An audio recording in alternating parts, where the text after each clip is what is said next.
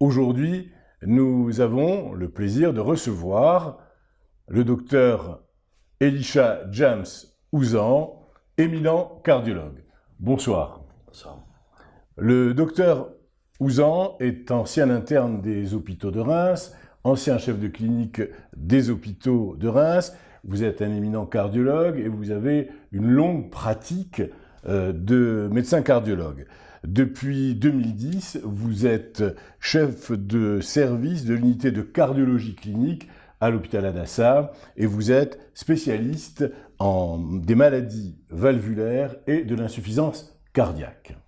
Merci à vous, nous sommes heureux de passer ces quelques moments avec vous et je suis sûr que nous allons apprendre plein de choses, beaucoup de très bonnes choses. Aujourd'hui, le sujet que nous allons aborder est un sujet passionnant et d'actualité s'il en est, puisque nous allons parler de l'angine de poitrine. Qu'est-ce que c'est l'angine de poitrine ? Alors l'angine de poitrine, merci pour votre introduction. L'angine de poitrine se définit par, c'est un syndrome clinique qui se définit par des douleurs thoraciques. Et c'est un motif de consultation fréquent chez le médecin généraliste et le cardiologue, ainsi qu'un motif d'arrivée aux urgences des hôpitaux. Donc toute la question, tout patient, toute personne a éprouvé des douleurs thoraciques. Et donc le rôle du médecin va essayer de diagnostiquer cette angine de poitrine. Quelles sont les caractéristiques de la douleur d'angine de poitrine ?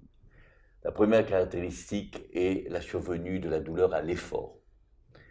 La deuxième caractéristique, c'est une impression d'oppression thoracique qui disparaît à l'arrêt de l'effort. Ce sont les deux caractéristiques. Ensuite, d'autres éléments vont nous orienter vers le diagnostic et notamment l'irradiation de la douleur. Si la douleur arrive aux mâchoires, si la douleur arrive aux bras, et à ce moment-là, le médecin est beaucoup plus alerté. C'est quelque chose de fréquent ? C'est quelque chose de fréquent. C'est un motif de consultation fréquente aux urgences. Quand on prend des gardes d'urgence et quand on est cardiologue à l'hôpital, on va souvent au service d'urgence pour aider nos collègues à faire le diagnostic.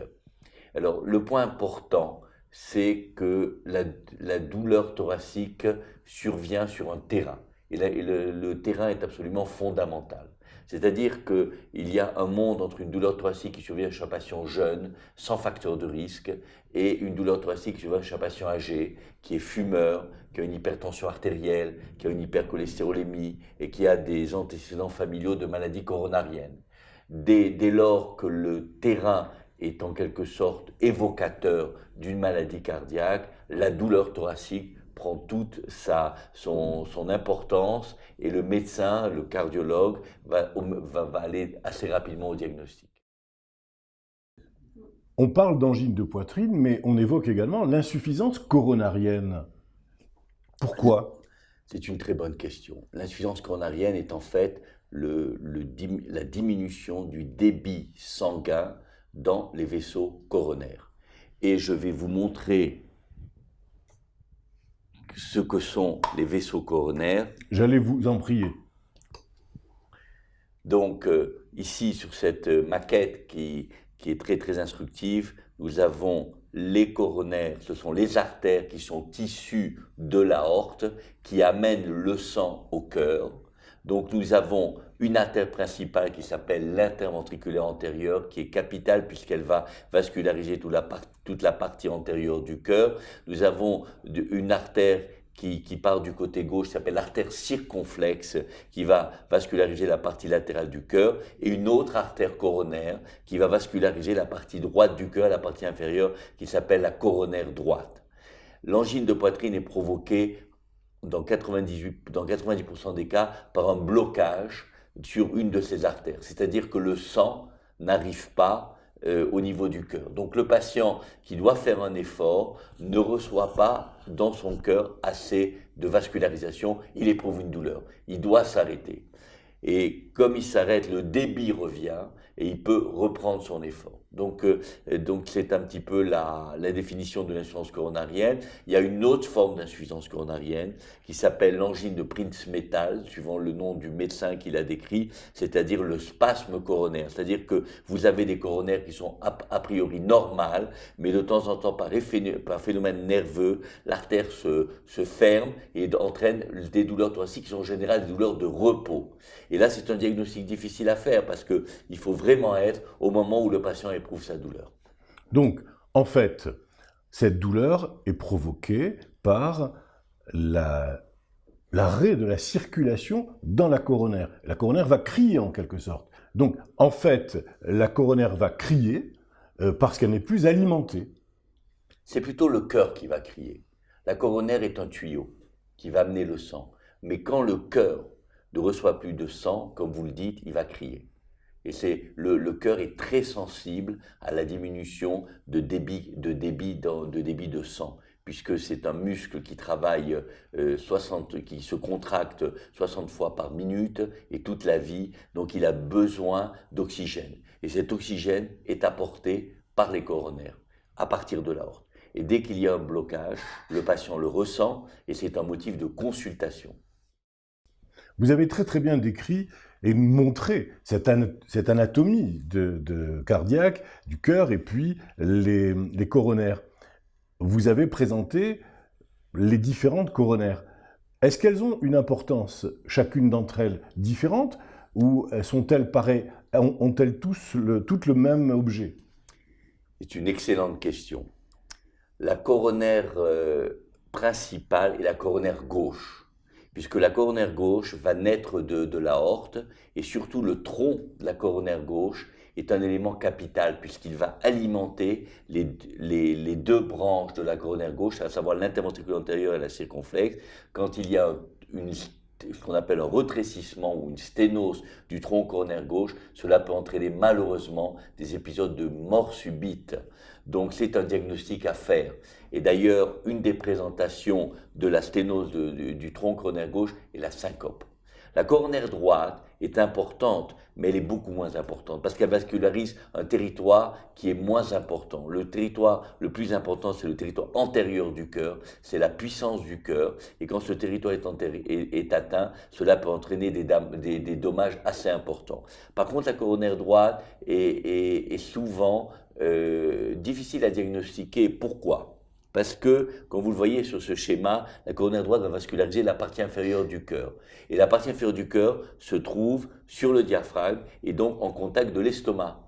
Donc souvent, les symptômes sont des symptômes gastriques. Le patient a eu l'impression d'avoir une intoxication alimentaire, il a des douleurs abdominales hautes. Et j'ai eu dans ma pratique des patients qui pendant des années ont consulté des gastro-entérologues car ils pensaient avoir un problème gastro-entérologique et ils sont venus voir le cardiologue en désespoir de cause. Et alors vous avez des patients à qui vous donnez de la trinitrine sous la langue, la douleur disparaît et pendant des années ce sont des gens qui ont souffert, qui ont fait des gastroscopies, des colonoscopies, qui ont pris des médicaments pour l'estomac, on n'a jamais fait le diagnostic. On appelait ça un test à la trinitrine d'ailleurs. Exactement, c'est un excellent test, c'est un test clinique excellent, qui n'est pas dangereux, qui peut être fait au cabinet médical et qui peut être qui peut nous orienter, et vers le diagnostic. Il faut dire que le diagnostic, dans certains côtés, est facile, dans d'autres côtés, est extrêmement difficile. Pourquoi ? Parce que quand le patient a une polypathologie, quand il a une pathologie gastro-entérologique, quand il a une pathologie pulmonaire souvent, ce sont des gens qui se présentent parfois avec des essoufflements sans douleur thoracique. Et c'est tout l'art du médecin de faire la part des choses. Un patient qui présente un essoufflement à l'effort et qui n'a aucune maladie pulmonaire, le médecin doit se poser la question d'une angine de poitrine. Donc là, en fait, vous êtes en train de nous dire que ce diagnostic est important à faire, qu'il est parfois difficile, mais quels sont les outils diagnostiques pour arriver à enfin découvrir cette angine de poitrine qui se cache parfois et dont il est parfois assez difficile de faire le diagnostic? Alors les outils sont d'abord l'électrocardiogramme. L'électrocardiogramme de base permet d'orienter. permet de voir par exemple que le patient a déjà eu un infarctus, un petit infarctus qui est passé inaperçu. Ça nous est arrivé. Je pense qu'il faut commencer la pyramide de diagnostic par un électrocardiogramme de base, 12 dérivations. Ensuite, l'examen le plus simple, c'est l'épreuve d'effort. L'épreuve d'effort est un examen simple, non coûteux, non dangereux, qui n'entraîne aucune irradiation et qui permet dans environ 80% des cas de faire le diagnostic. Si l'épreuve d'effort n'est pas concluante, si le patient est incapable de marcher sur le tapis roulant, sur la bicyclette, et qu'on n'arrive pas au diagnostic, à ce moment-là, on a des tests beaucoup plus sophistiqués qui sont dans un premier temps la scintigraphie cardiaque, et notamment au thallium, qui est une épreuve d'effort couplée à l'injection d'un isotope qui permet de voir la perfusion du cœur et donner une idée de la perfusion des coronaires. C'est un examen que j'ai pratiqué pendant des années. Je vais vous poser une question que beaucoup de patients potentiels se posent. Est-ce que c'est dangereux, les isotopes? Est-ce que ça présente une dangerosité? Alors, c'est une très bonne question. Il y a une certaine irradiation. L'isotope mais ce n'est pas un produit de contraste, donc il ne pourra jamais atteindre les reins. Et ça, c'est très très important. Mais c'est un examen précis. En de bonnes mains, on arrive à un diagnostic assez précis. C'est une étape importante dans le diagnostic. Si on est dans un laboratoire, dans un service de cardiologie qui est plus expérimenté en échographie, on va faire une échographie. L'échographie peut orienter, parce qu'elle peut voir, dans certains cas, d'angine de poitrine prononcée, des troubles de la cinétique du ventricule gauche.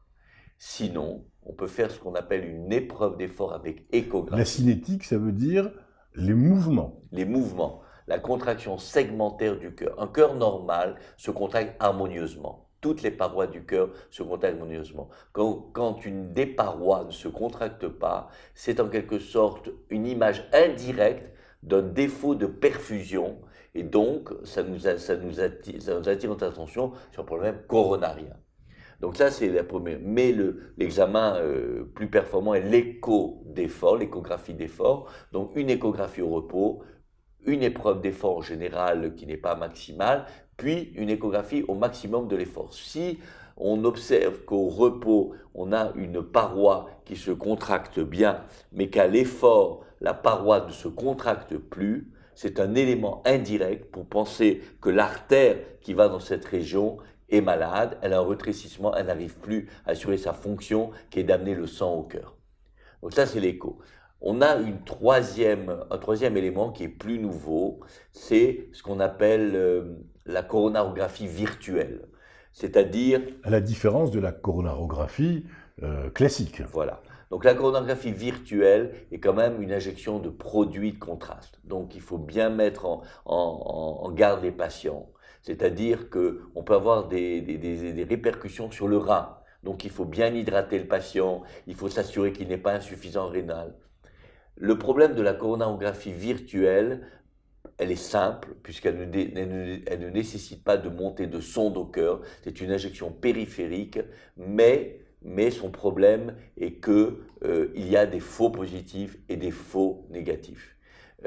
C'est un examen qui est très dépendant de l'opérateur, de son expérience, et surtout que je ne conseillerais pas pour les personnes relativement âgées, parce que du fait des calcifications, il est difficile de voir s'il y a un rétrécissement ou non, parce que ce qui nous intéresse, c'est de voir. Pour un patient jeune qui a 30 ans, qui vient pour des douleurs... Vous dites 30 ans parce que ça veut dire qu'il y a aujourd'hui des angines de poitrine chez des personnes de plus en plus jeunes. Exactement. Mais le patient de 30 ans peut consulter pour des douleurs thoraciques. Notre rôle est d'éliminer formellement le diagnostic. Alors pour ces patients, la coronarographie virtuelle peut être intéressante parce qu'on a eu a priori ce qu'on appelle une prévalence, c'est-à-dire une probabilité de maladie coronarienne qui est faible. Donc en fait, la coronarographie virtuelle va éliminer le diagnostic. Ce sont des patients qui n'ont pas des coronaires calcifiés, donc on pourra bien voir le trajet des coronaires, on pourra bien voir les sténotes et on peut les libérer en disant vous n'avez rien, vous pouvez être tranquille et vous pouvez continuer votre activité sportive. Donc dans cette chaîne, un examen que je dois citer, mais qui n'est pas trop fréquent, c'est la résonance magnétique nucléaire. On peut faire des épreuves d'effort sur résonance magnétique nucléaire, mais c'est un examen assez lourd, parce que le patient doit être dans un sas assez fermé et doit faire un effort. Je pense que c'est un examen un peu particulier qui n'est pas de pratique courante. Tous ces examens vont nous amener à l'examen de référence qui pose le diagnostic. Et l'examen de référence, c'est la coronarographie classique. Non virtuelle, la vraie coronarographie, avec montée des sondes au cœur et opacification des coronaires. Ça veut dire que vous allez monter une sonde, en général par le bras ou par l'aine, et ensuite arriver avec cette sonde au niveau des coronaires, n'est-ce pas? Exactement. Alors, c'est un examen qui s'est très libéralisé.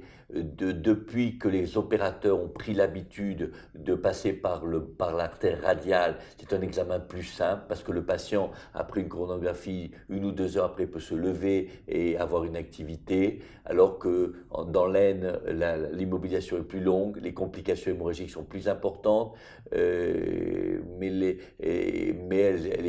on a fait les coronographies par voie radiale pendant 20 ans, donc on a une bonne expérience. C'est l'examen de référence, c'est-à-dire qu'il va poser le diagnostic.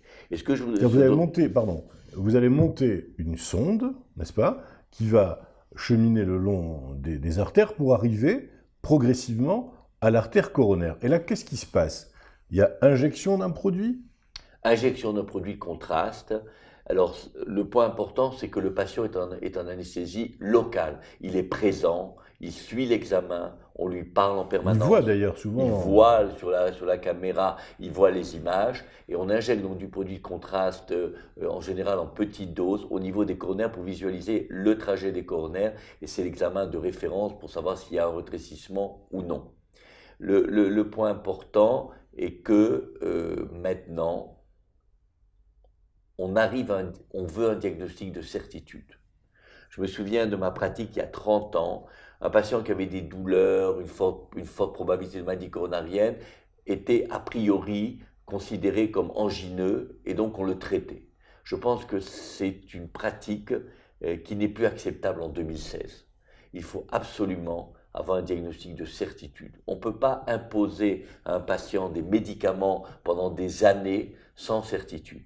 Je pense que l'examen... Tous ces examens permettent aujourd'hui d'avoir des diagnostics de certitude. Il faut vraiment exiger un diagnostic précis, un diagnostic de localisation de l'angine, des problèmes coronariens. La coronarographie, il ne faut pas faire la coronarographie à tout le monde, mais quand on a une forte probabilité, c'est à faire. Et surtout, ça nous donne une direction de traitement, de suivi. Le patient va prendre des médicaments qui sont totalement justifiés. Il ne va pas prendre pendant 20 ans des médicaments qui n'ont absolument rien à voir avec sa pathologie. Moi, j'ai soigné des patients qui avaient été traités pendant 20 ans pour angine de poitrine avec des médicaments. Le jour où j'avais fait une coronarographie et j'aurais prouvé que les coronaires étaient saines, ils ne m'ont pas cru.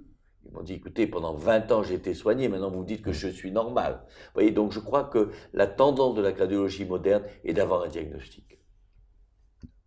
Docteur Ouzan, après cet exposé absolument lumineux, et vraiment je vous en remercie, c'est le moment de vous poser la question, mais qui est touché par l'angine de poitrine? Les femmes plus que les hommes plus que les femmes. Vous avez évoqué des jeunes qui viennent en consultation. De plus en plus de jeunes se plaignent de douleurs thoraciques. Quelle est l'importance dans la population, tant quantitativement que qualitativement?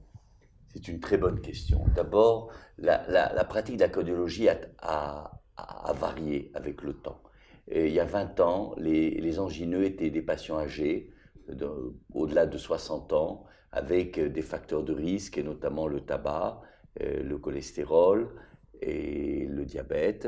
Et maintenant, j'avoue que on voit de plus en plus de patients jeunes et de plus en plus de femmes. Et on peut interpréter ça, on peut expliquer cela par le fait que les femmes fument de plus en plus. Et donc, elles sont également diabétiques, donc elles sont touchées par la maladie. Et il faut reconnaître que la femme est plus difficile à diagnostiquer parce que, en général, on la considère comme non malade, alors qu'elle peut être aussi bien malade qu'un homme. Donc, le cardiologue doit être vraiment, vraiment vigilant. Il n'y avait-il pas une protection de type hormonal chez les femmes? Il y a une protection de type hormonal, mais vu l'évolution des maladies cardiovasculaires, je pense que la femme doit être considérée à risque comme l'homme. Je pense qu'il ne faut pas a priori la considérer comme non malade, parce que je pense qu'on peut faire beaucoup d'erreurs. Donc on peut avoir des femmes non ménopausées, puisqu'il s'agit de ça, qui vont aujourd'hui présenter de véritables pathologies cardiaques, dont des insuffisances coronariennes. Absolument, absolument. Ce qui est récent sur ces 10-20 dernières années. Exactement. Avant, il y a 20 ans, c'était assez rare, mais maintenant, on voit des jeunes femmes qui ont des facteurs de risque en général, qui fument, diabétiques, hypertension, hypercholestérolémie, et très stressées par leur vie quotidienne, leur vie familiale, leur vie professionnelle. Les challenges de la femme sont très importants, et donc elle est également atteinte par la maladie coronarienne. Et il y a énormément dans nos sociétés savantes d'incitation à considérer la femme comme potentiellement malade et surtout ne pas la négliger et ne pas retarder le diagnostic. Docteur Ouzan, vous avez parfaitement décrit les signes d'appel de l'angine de poitrine.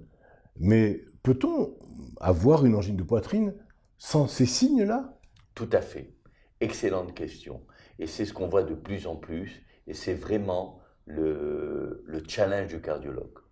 Parce que le patient va consulter pour une autre pathologie ou il est diabétique, hypertendu, avec de nombreux facteurs de risque.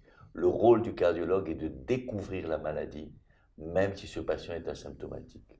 Je vous donne un exemple, plusieurs exemples. Un jeune patient de 40 ans qui a présenté un accident vasculaire cérébral. C'est un patient à risque d'angine de poitrine, parce que ce sont des maladies qui sont malheureusement très associées. Un patient qui a une artérite des membres inférieurs, s'il est potentiellement cardiaque, et le cardiologue doit rechercher cette maladie.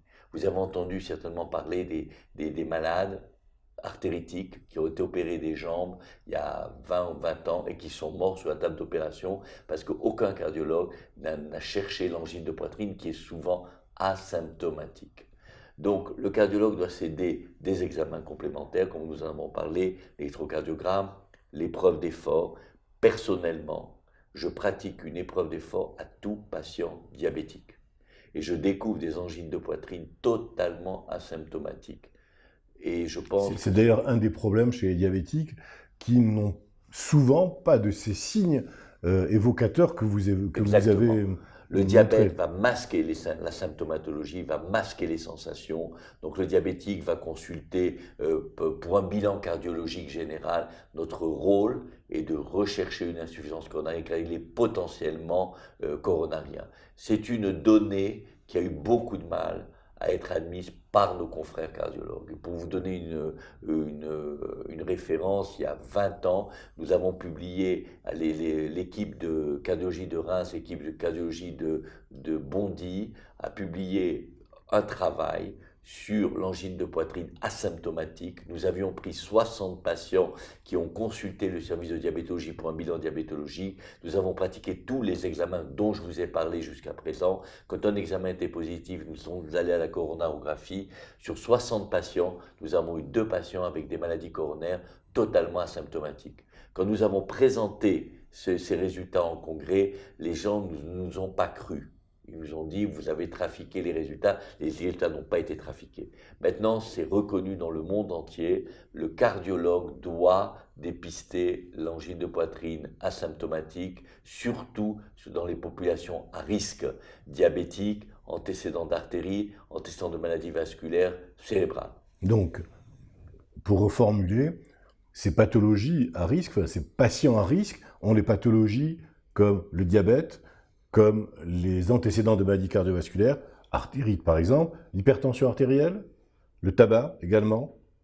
Et donc, tout cela donne pour le cardiologue un clignotant rouge qui doit automatiquement l'envoyer vers d'autres examens. C'est ça. Exactement. Et moi, je considère un patient de ce type comme angineux jusqu'à preuve du contraire. C'est-à-dire, je pense qu'a priori, c'est un angineux, et surtout, le rôle du médecin est de ne pas passer à côté du diagnostic. Parce que si on passe à côté du diagnostic, c'est un patient qui va se présenter un jour en infarctus du myocarde à l'hôpital, et on va se sentir extrêmement mal à l'aise parce qu'on n'a pas fait le diagnostic au moment idéal, qui est le stade de l'angine de poitrine, où on peut traiter, où on peut opérer et éviter la catastrophe. Docteur Ouzan, y a-t-il des traitements efficaces pour les maladies coronariennes? Bien entendu. Alors, le premier traitement, c'est la prévention. Et qu'est-ce que la prévention? C'est-à-dire que le cardiologue et le médecin généraliste, toute personne, tout médecin, tout traitant, doit insister sur les règles hygiéno-diététiques, les règles de vie et lutter contre les facteurs de risque. Nous avons parlé du diabète. Il faut équilibrer un diabète, il faut apprendre aux patients à manger correctement, à prendre ses médicaments, à être suivi, équilibrer son diabète. Nous avons parlé de l'hypertension artérielle, il faut traiter l'hypertension artérielle, l'équilibrer. Nous avons parlé du tabac, il faut se battre avec le patient pour qu'il arrête de fumer. Et maintenant, nous avons un médicament qui s'appelle le Champix, qui marche chez le tabagique, et nous sommes en ce moment à l'hôpital où je travaille, nous faisons une étude de recherche sur ce médicament pour arrêter le tabac et éviter les accidents cardiovasculaires. Cela a déjà été prouvé au Canada et nous voulons le reprouver dans notre centre. Donc d'abord, également aussi l'effort physique. Il faut encourager les gens à marcher, à faire du vélo, à aller à la piscine. Il faut absolument, même la personne âgée. Ça s'appelle la lutte contre la sédentarité, en fait. La lutte contre les facteurs de risque. C'est le premier traitement, parce que l'angine de poitrine est le tribut de la maladie moderne. Quand malheureusement la maladie est installée, qu'il y a un rétrécissement d'une artère coronaire, tout dépend de la localisation du rétrécissement, tout dépend de l'extension de la maladie. S'il s'agit d'une lésion d'une coronaire, la thérapeutique actuelle, en plus des médicaments qui sont la base, c'est-à-dire aspirine, ce qu'on appelle des bêta-bloqueurs, ce qu'on appelle également les médicaments contre l'hypercholestérolémie et tous les médicaments nitrés sont la base du traitement. Il y a un moyen maintenant pour soulager les patients. C'est ce qu'on appelle l'angioplastie. Qu'est-ce que l'angioplastie? C'est-à-dire au moment de la coronarographie, on va passer un petit ballon qui va ouvrir l'artère et très fréquemment, on va poser ce qu'on appelle un stent, qui est un petit ressort qui va permettre de redonner un débit à cette artère coronaire. Aujourd'hui, tout le monde connaît quelqu'un qui a eu un stent. C'est quelque chose qui est maintenant très répandu dans les médias, mais également autour de nous. Et cela a beaucoup changé la nature donc de cette maladie. Alors je serai un peu plus réservé. Le pronostic, les études ont montré qu'avec un traitement extrêmement efficace et traitement sérieux, on pouvait avoir de très bons résultats sans angioplastie. Mais il est vrai que ce que vous avez signalé, c'est que l'angioplastie donne des résultats immédiats. C'est-à-dire que va permettre de soulager le patient immédiatement. Et alors l'angioplastie a des limites. C'est-à-dire que si, par exemple, 3 artères sont atteintes, si, par exemple, le tronc de la coronaire gauche est atteint, si les lésions sont diffuses, l'angioplastie, malheureusement, ne pourra pas traiter efficacement ce patient. Et il faut éviter les angioplasties avec pose de 8 ou 9 stents. Oui, parce qu'en fait, on entend aussi des personnes qui disent, mais j'ai une patiente qui me dit, j'ai 5 stents, 4 stents, 3 stents. Alors, est-ce qu'il y a une limite? Il n'y a pas de limite. Mais le problème, c'est que plus on met de stents, plus il y a des risques de récurrence de la maladie.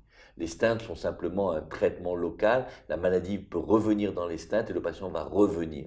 Donc, il faut... C'est important ce que vous dites, excusez-moi. Ça veut dire que la pose d'un stent ou plusieurs stents n'empêchera pas une nouvelle maladie coronarienne, ou en tout cas l'évolution de la maladie coronarienne Bien entendu. antérieure. Bien entendu, d'où l'importance de l'hygiène de vie, d'où l'importance du traitement des facteurs de risque. Il ne faut pas que le patient considère que le stent est la guérison de sa maladie.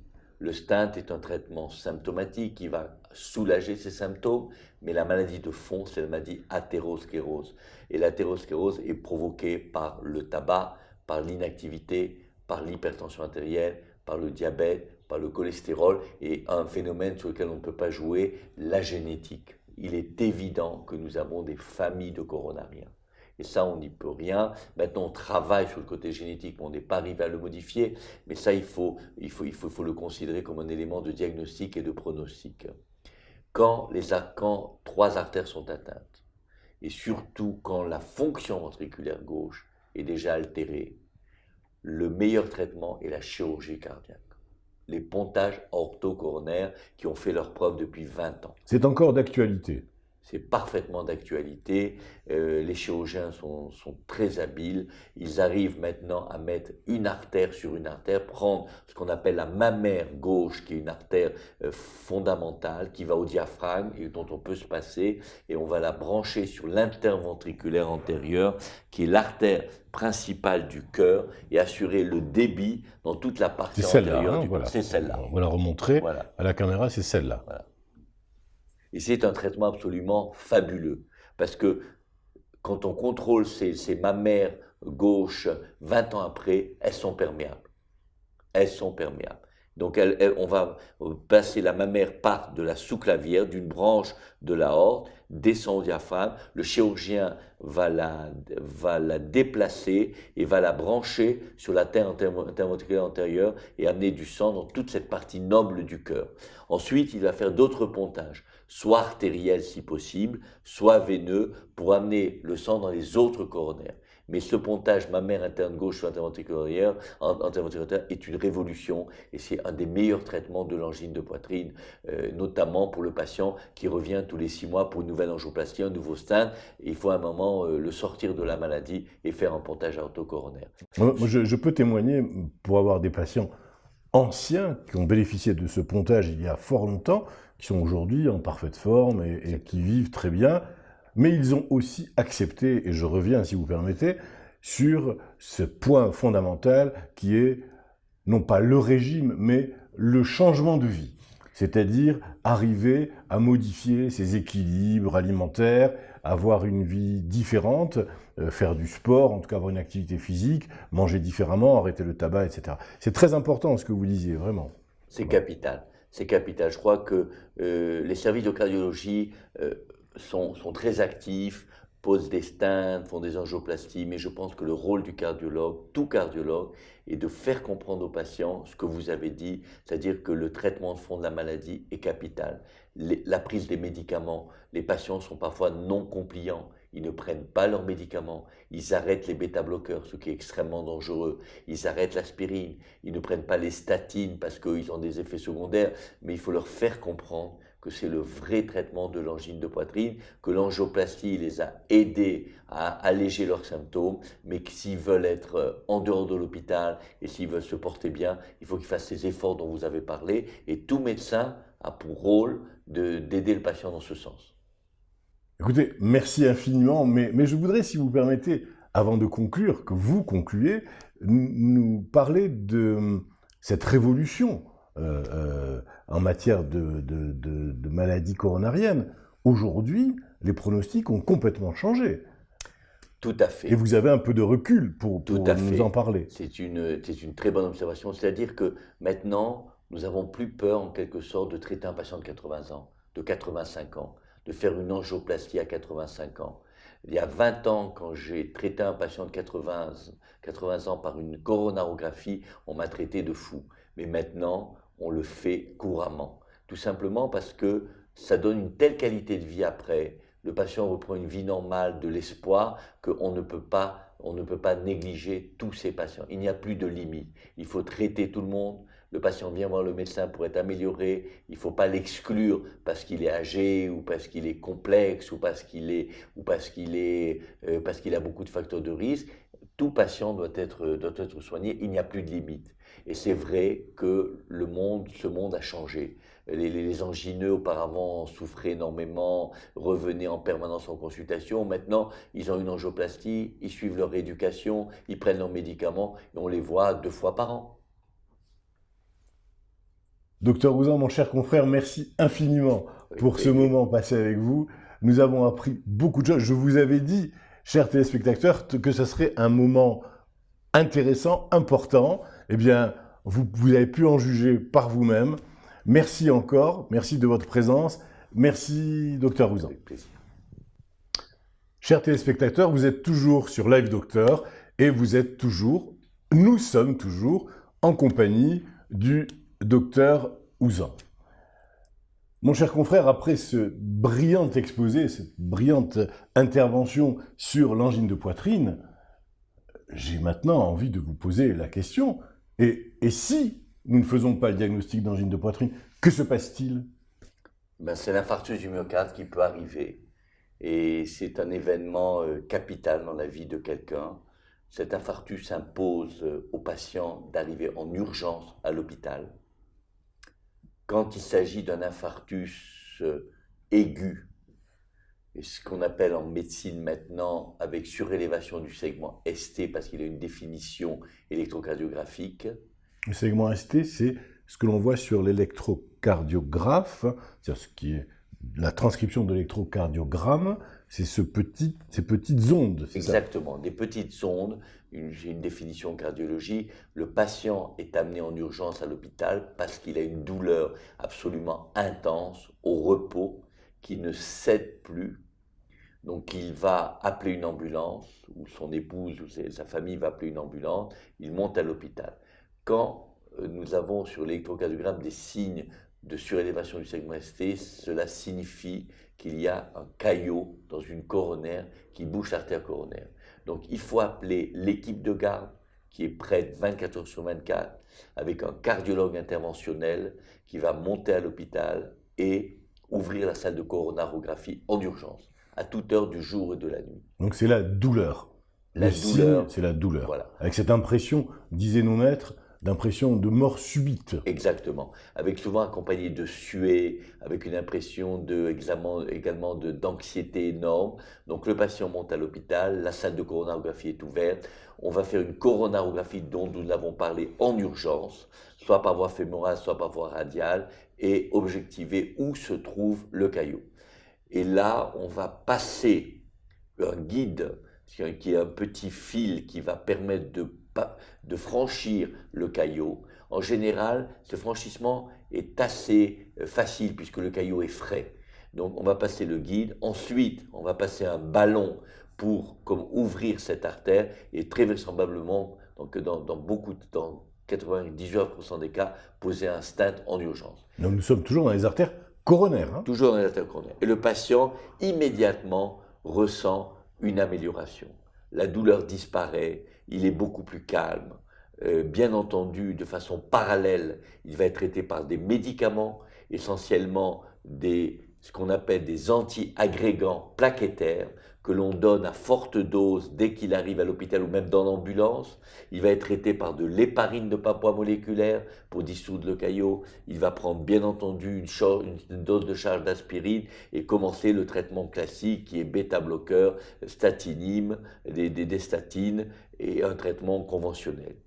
Donc le patient va, après coronarographie, va aller en unité de réanimation cardiaque où il va être surveillé pendant les 24 heures ou 48 heures après infarctus. Pourquoi il va être surveillé ? Parce que c'est la période avec risque de troubles du rythme grave.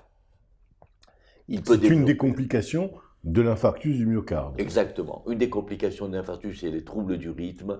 Et donc, il faut agir immédiatement, essentiellement par un choc cardiaque, choc électrique externe, qui permet de rétablir la capacité du cœur à fonctionner.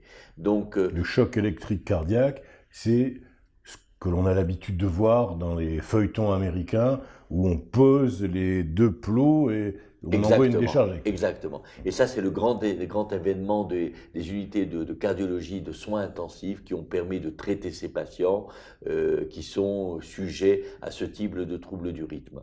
Donc ça, c'est la forme aiguë d'infarctus. Vous avez une autre forme qui est une douleur intense, mais qui va se dissiper. Donc le patient, le lendemain, va en général consulter son médecin. Son médecin, ayant un doute, va l'envoyer au cardiologue. Le cardiologue va faire un électrocardiogramme, va objectiver des signes d'infarctus, mais qui ne sont pas, comme on l'a dit au début, une surélévation du segment ST, qui vont être ce qu'on appelle une petite onde Q sur l'électrocardiogramme. Donc va faire le diagnostic d'infarctus. Est-ce qu'il y a une prise de sang, un diagnostic biologique qui permet d'affirmer ou d'infirmer le diagnostic d'infarctus? Tout à fait. Ce qu'on appelle le dosage maintenant international de la troponine, qui va être faite au laboratoire ou à l'hôpital et qui va permettre le diagnostic d'infarctus, mais d'infarctus constitué déjà. La troponine n'existe que quand l'infarctus est constitué. Ça n'est pas un diagnostic pré-infarctus. Exactement. Donc le premier patient dont on a parlé, la troponine va être négative quand il va être opéré, parce que c'est une période précoce. Là, par contre, quand l'infarctus est déjà constitué, la troponine va être positive, le patient est hospitalisé, et dans la plupart des services de cardiologie, ce sont des patients qui vont être coronarographiés.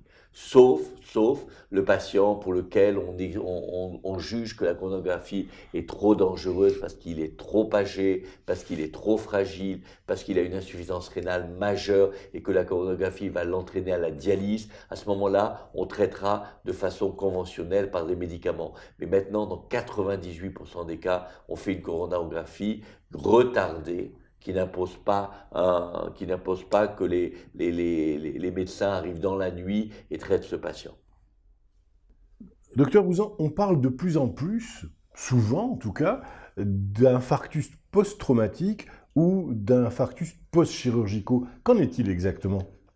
Comme vous l'avez souligné, de plus en plus de patients sont traités par des opérations urologiques, orthopédiques, et souvent ce sont des patients à risque, des patients âgés, facteurs de risque, antécédents d'angine de poitrine.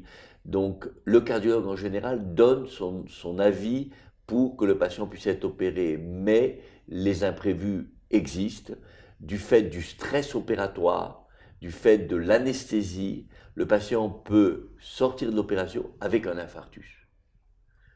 C'est ce qu'on appelle l'infarctus de type 2. Et donc, ces patients sont diagnostiqués comme porteurs d'infarctus. En général, on les hospitalise dans l'unité de cardiologie. Ils sont en général coronarographiés, sauf si, par exemple, ils ont des risques de saignement après l'opération, ce qui existe. Et pourquoi ils ne sont pas coronarographiés ? Parce que il faut souligner que la coronarographie qui va mettre en évidence une sténo, un rétrécissement, va imposer une angioplastie. Qui dit angioplastie dit traitement anti-agrégant plaquettaire environ pendant 1 an pour que le stent reste perméable et donc risque d'hémorragie. Donc si le patient est d'emblée à risque hémorragique, on va peser le pour et le contre.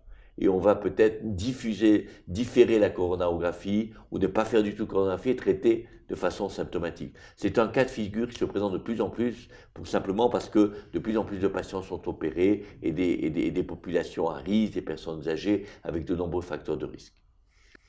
Docteur Ouzan, vous avez vu un patient arriver, vous avez fait le diagnostic d'infarctus du myocarde, les équipes l'ont pris en charge. Quel est le traitement après le traitement d'urgence ? C'est une excellente question. D'abord, on revient sur le problème d'éducation.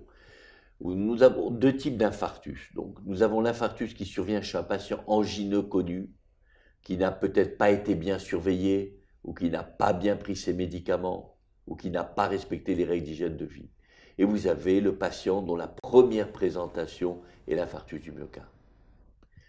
Tout simplement parce que les douleurs ont été négligées, parce qu'il n'a pas consulté ou parce qu'il a été totalement asymptomatique. C'est important ce que vous dites. Il faut savoir qu'il y a beaucoup de décès suite à un infarctus du myocarde, d'où l'importance de toute cette partie de prévention et de diagnostic au moment de l'angine de poitrine ou avant l'infarctus. Exactement. La présentation de l'infarctus, comme on l'a signalé, peut être un infarctus aigu qui amène le patient à l'hôpital, un infarctus aigu mais retardé qui amène également le patient à l'hôpital, mais on a aussi une autre forme de présentation qui est l'arrêt cardiaque, la mort subite à domicile, et là c'est vraiment la magie des équipes de réanimation qui vont au domicile du patient, qui ne baissent pas les bras, qui vont faire un massage cardiaque, qui vont en général défibriller les patients avec un choc électrique et qui vont ramener à la vie ces patients, qui vont être transférés immédiatement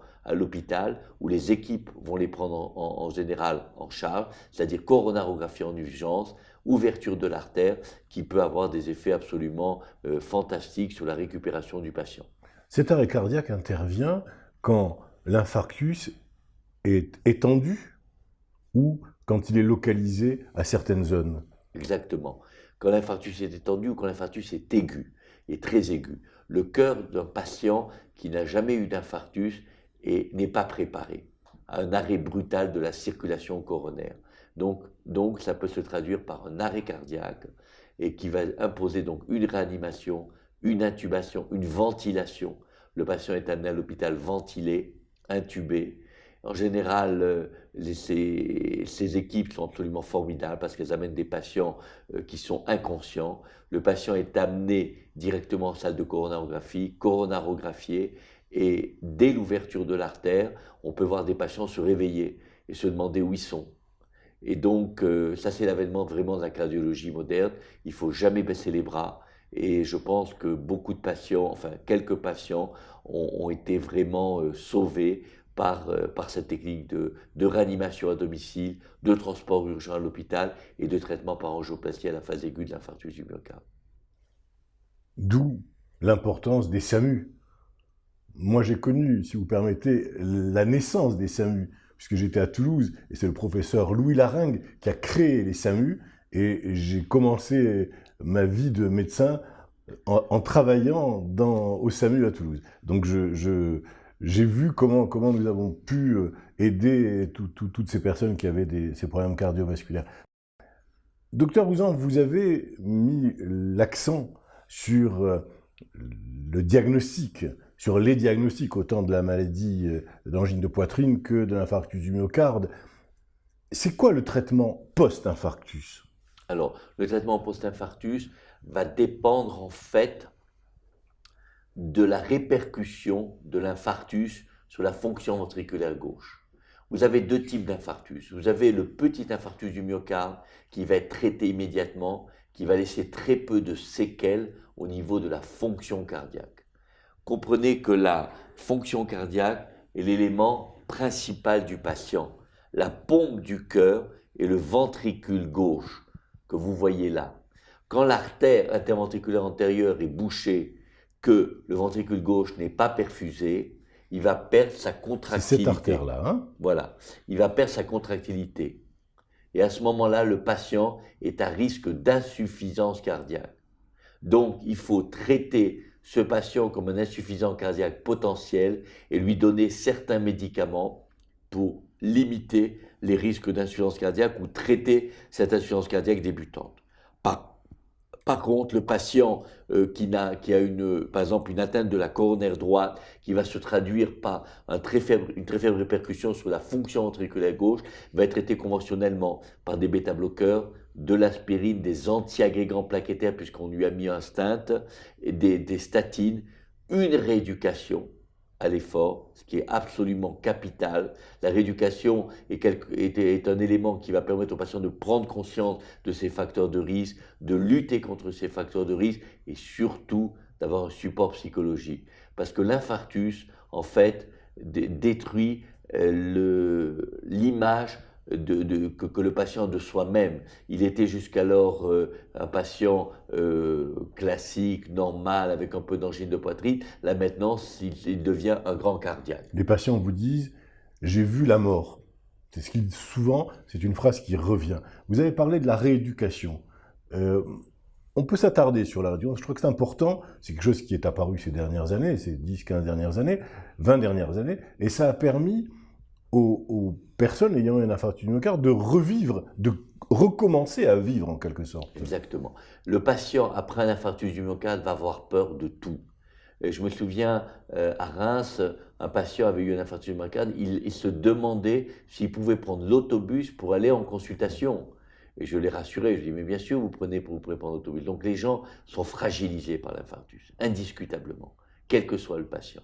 Et donc, le rôle du médecin est d'encourager, de dédramatiser, de montrer aux patients que de nombreuses personnes ont eu des infarctus du myocarde, ont repris une vie active normale, avec un suivi. Donc, le rôle du médecin est capital dans ce sens. La rééducation est absolument capitale, parce que ce sont des patients qui vont avoir peur de faire un effort, puisque l'infarctus est survenu après un effort minime ou sans effort. Donc, il va falloir se réhabituer à faire des efforts. Et quand on fait des efforts sous surveillance médicale dans un centre de rééducation, c'est beaucoup plus facile. Donc, je pense, comme vous l'avez souligné, que la rééducation est absolument capitale, quel que soit l'âge du patient.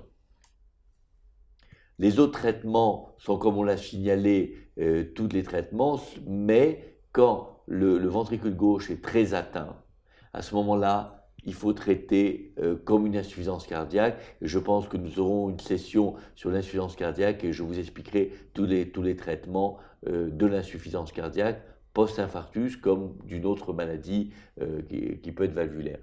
Autre point, du fait de l'atteinte du ventricule gauche, vous savez que les valves cardiaques reposent sur le ventricule gauche.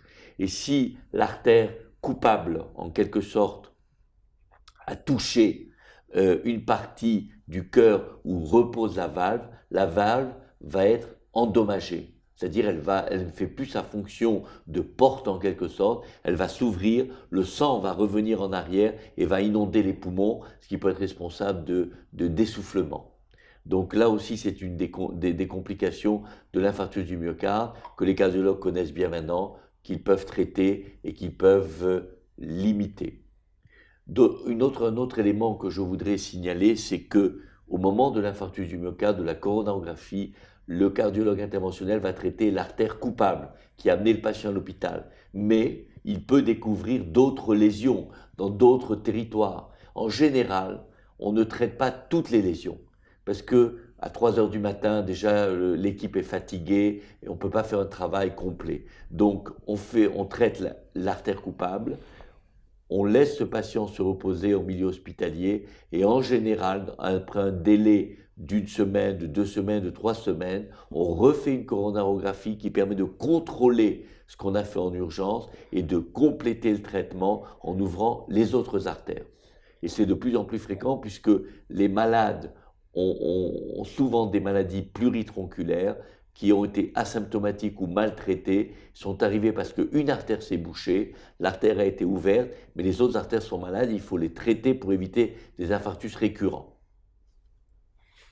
À bien vous écouter, mon cher confrère, vous apportez malgré tout un merveilleux message d'espoir, car l'infarctus du myocarde, qui était souvent terminal il y a de nombreuses années, aujourd'hui, à vous entendre, maintenant peut être diagnostiqué et peut-être même soigné avec beaucoup de succès, beaucoup de bonheur et d'efficacité.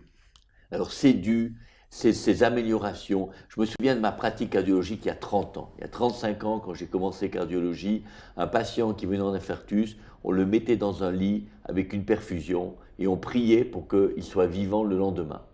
Maintenant, c'est totalement différent.